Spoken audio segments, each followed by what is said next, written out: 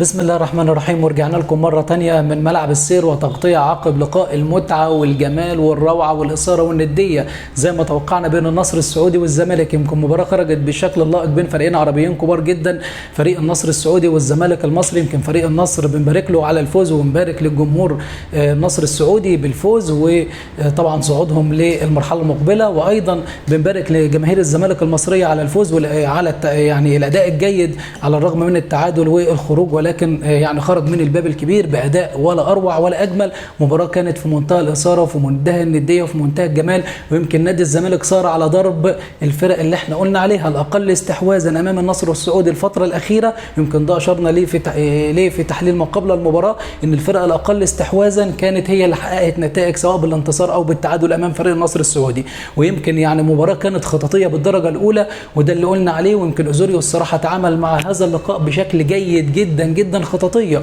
ومتميز جدا من بدايته للمباراه، وانه ابتدى بشكل متحفظ جدا وابتدى فعلا ان هو يزود عدد عناصر نص الملعب. يمكن النهارده اتفاجئنا بتشكيله. في نص الملعب كان في 4 لعيبه، عمرو السيسي ودونجا، وكان في عمر جابر وايضا زيزو، وكان في الهجوم شيكابالا وسيف الدين الجزيري. ويمكن المباراه استطاع ان هو يديرها بشكل متحفظ جدا في البدايه، وقدر ان هو يتحكم في ايقاع المباراه ورتم اللقاء، ويمكن يعني بادر بالانتصار. ويمكن كان نادي الزمالك اقرب للانتصار وكان متفوق على مدار المباراه 1-0، ولكن استطاع كريستيانو رونالدو ان هو يحرز هدف التعادل. لكن المباراه كانت قويه وفريق النصر السعودي قدم مباراه قويه جدا.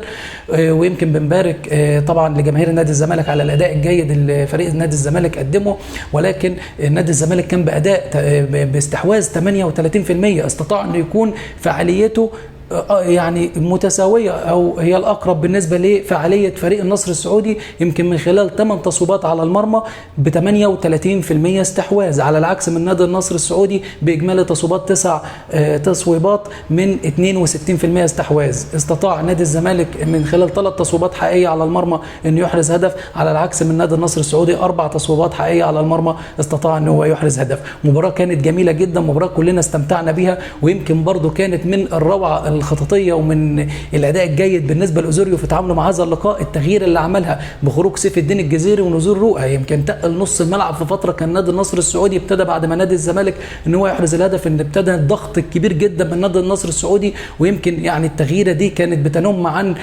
فكر متميز جدا بالنسبه لاوزوريو، واستطاع انه يقفل منطقه وسط الملعب تماما. وده اللي احنا اشرنا اليه في تحليل ما قبل المباراه، ان هي دي المعركه وهي دي الفيصل في اداره المباراه. ولكن الحقيقه اوزوريو فاجئنا كلنا واستطاع ان يدير المباراه بشكل جيد جدا.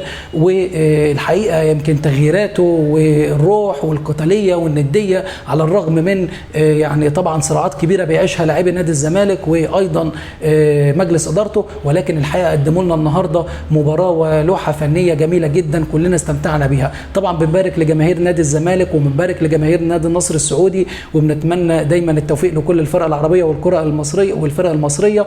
ويمكن مباراه كلنا استمتعنا بيها. بشكركم جدا على متابعتكم ليا، بتمنى منكم الدعم دايما المستمر، وانتظروا مننا اقوى التحليلات.